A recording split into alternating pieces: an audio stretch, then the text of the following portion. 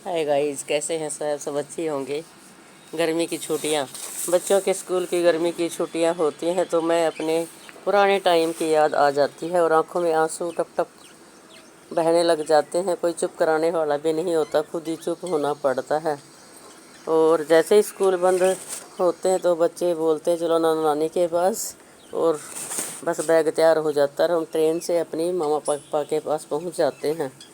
वो भी क्या दिन थे जो देखते ही माँ गले लगा लेती थी और पापा तो खुश हो जाते थे और सर पर हाथ फेरते थे और सभी खुश हो जाते थे। गांव की दादी ताई चाची चाचा सब मिलने आते थे और कुछ चाचा तो घर के आगे ही खड़े हो जाते थे कि मैं आ रही हूँ और मिलने के लिए। और बच्चों की तो खुशी का ठिकाना ही नहीं रहता था, क्योंकि खेलने को मिल जाता था वहाँ पर। जब प्लाट में जाते थे तो वहाँ मिट्टी बहुत होती थी और उस मिट्टी से फिर एक दूसरे के ऊपर फेंक करके वो खेलते थे, गुल्ली डंडा खेलते थे। बहुत कुछ खेलने को मिल जाता था और गर्मी बहुत होती थी, बस वहाँ सिर्फ मटके का पानी मिलता था उस टाइम में तो।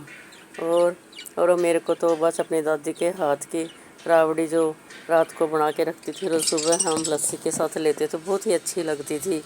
बहुत ही प्यार से बनाती थी दादी, बहुत ही अच्छी राबड़ी होती थी। और हम कुछ दिन रह करके फिर वापस लौट आते थे, क्योंकि बच्चों के स्कूल खुलते थे तो घर तो आना ही पड़ता था और सभी उदास हो जाते थे। माँ तो हमारी को बहुत प्यार करती थी, माँ की मैं बहुत ही लाडली थी और बस पूछो मत, वो तो गले के लगा के रखती थी, एक मिनट नहीं छोड़ती थी मेरे को। कभी ये भी टाइम था जब माँ बाप जिंदा होते तो एक अलग ही बात होती है, और अब माँ बाप भी नहीं रहे तो कहाँ जाना और किसके पास जाना।